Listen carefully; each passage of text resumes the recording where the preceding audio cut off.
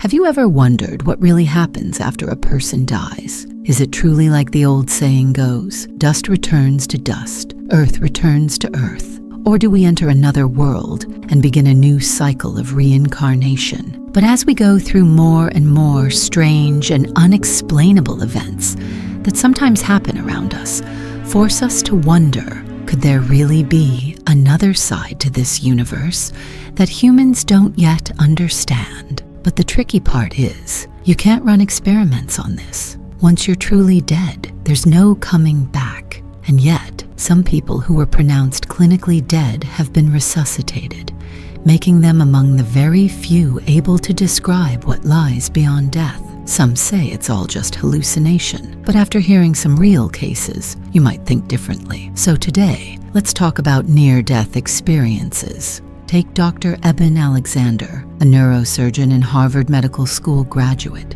He used to be a staunch atheist. His family had never believed in anything spiritual for generations. But in 2008, he was struck by a rare case of bacterial meningitis. His cerebral cortex completely shut down.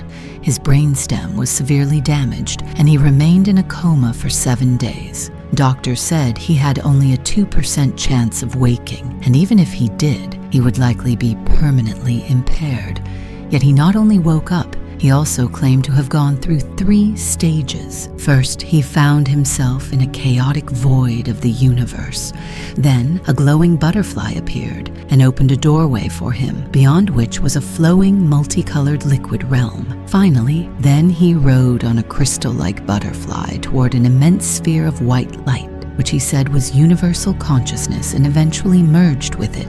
Even more astonishing, he said he encountered a woman who communicated with him through pure thoughts. Later, he discovered that this was his biological sister, whom he had never met because she had been given up for adoption. From then on, he abandoned his lucrative medical career and devoted himself to the study of spirituality, transforming from a committed atheist into a believer. Some say this was just coincidence, but giving up such a successful career to pursue something so uncertain suggests he truly experienced something beyond explanation.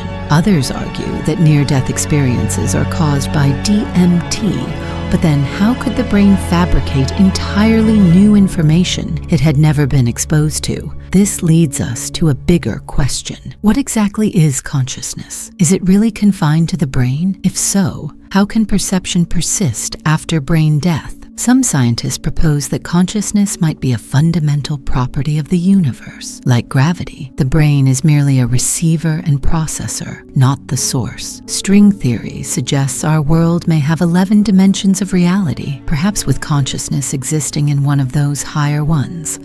The holographic universe theory also proposes that our 3-dimensional world might just be a projection of a 2-dimensional source, and that after death, consciousness could return to that origin. Though these theories aren't widely accepted, they at least provide an alternate possibility. In fact, many religions speak of similar ideas. Buddhism talks of reincarnation, Taoism of the soul leaving the body, and Christianity of heaven, all in essence exploring ways consciousness might exist beyond the physical form. Interestingly, most people who have undergone near-death experiences come back cherishing life more, valuing love and compassion above all. They often say that in that other realm, love is the only law.